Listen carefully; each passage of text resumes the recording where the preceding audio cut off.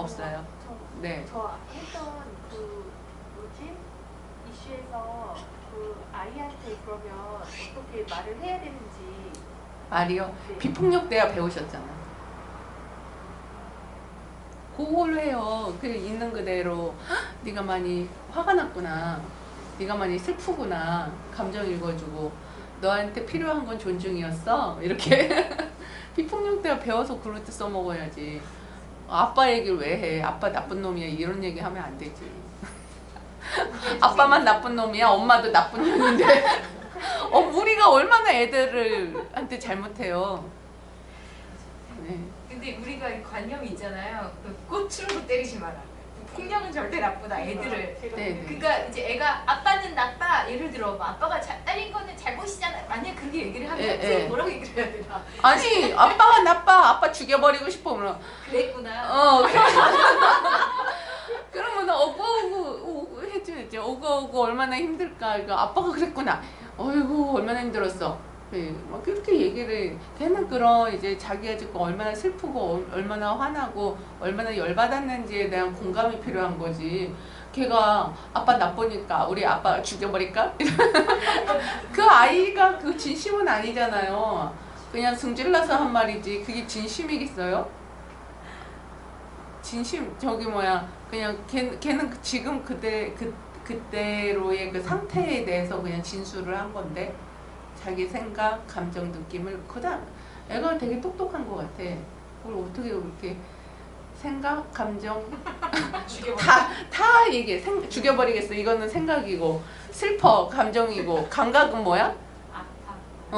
감각은 뭐예요? 무슨 감각 차원은 뭐 얘기했어요?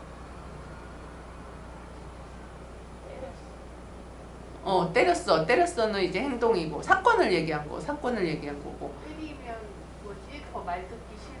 말 듣기 싫어. 그러니까 자기의 그냥 생각 상태, 자기의 어떤 에너지 상태 그대로 얘기하잖아요. 엄청 똑똑하고 영민한 아이예요. 그러니까 그게 이제 습관이 돼야 되는 거죠. 예, 습관이 되면 그냥 자녀가 성년이 돼도 그게 그대로 나아요. 그리고 그런 걸 훈련을 해야 되는 거예요. 그러니까는 그리고 자식은 뭘 해도 다 예쁘거든요. 그냥 다 예뻐요. 뚱뚱해도 예쁘고 날씬해도 예쁘고 기본적으로 예쁘거든요. 근데 자식이 예쁘지가 않다. 그거는 그냥 엄마 이슈인 거예요. 그러니까 옛날에는 엄청 꼴보기 싫고 제가 왜 내 딸로 태어났나.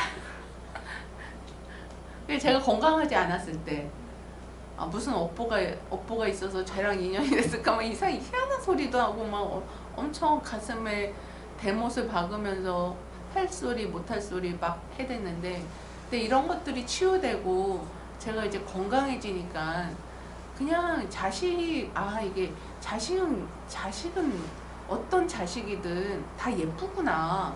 이게 건강하지 않아서 그렇게 애 키우기가 힘들었던 거죠. 저 이제 젊었을 때. 근데 어쨌든 저도 30대 초반에 애들 어릴 때부터 공부를 했거든요. 근데 어쨌든 이게 부모가 건강해지고 이제 품이 커지고 어쨌든 세계관이나 이런 인간관 같은 게 굉장히 넓어지면 그 기본은 그거예요. 너무 예쁘다. 그러니까 너무 예쁜데 어떻게 꽃으로 때려요. 때릴 수가 없지. 너무 예쁜데. 그리고 뭐 애들이 뭐 잘못하거나 뭐 실수를 해도 감정이 안 일어나요.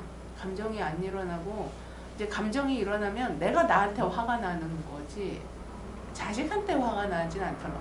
그러니까 제가 너무 어리석고 무지해서 아이 관계에서 뭔가 이제 실수를 하거나 해서는 안 될 짓을 하거나 그런 일이 벌어지잖아요. 그러면은 내가 나 자신한테 화가 나는 거예요. 나 왜 이거밖에 안 되지? 막 이러면서 화가 나는 거지. 아이한테 화가 나지 않아요. 이게 건강할 때와 건강하지 않을 때 차이인 것 같아요. 건강하지 않을 때는 저놈의 새끼 때문에 내 못 살겠다. 이 전생에 왼수였나 보다 막 이러면서 막 이제 아이 탓을 해요. 누구 탓을 하는데 이제 건강해지니까 그냥 내가 인격이 부족하고 내가 좀 모자라는 것에 대해서 내 스스로 화가 나더라고요. 그러니까 아이하고는 별개더라고요. 그러니까는 기본적으로 건강한 부모는 아이가 그렇게 예뻐요. 그러니까 아이 나이하고 상관없어요. 나이랑 상관이 없어요.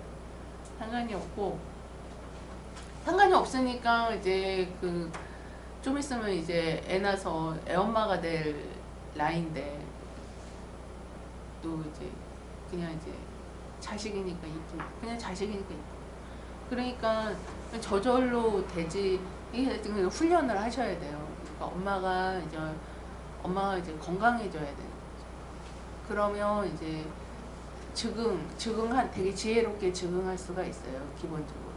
그리고 아이한테 아빠 욕하거나 아빠를 평가하는 말 하시면 안 됩니다. 아이의 절반이 아빠예요. 예. 애가 아빠 욕을 하면 그거는 아빠 욕하는 거 가지고 뭐라고 얘기하는 그걸 주제로 삼으면 안 돼요. 애가 뭐 아빠 나빠, 아빠 미친놈이야 뭐 이렇게 얘기를 했다 쳐요. 응?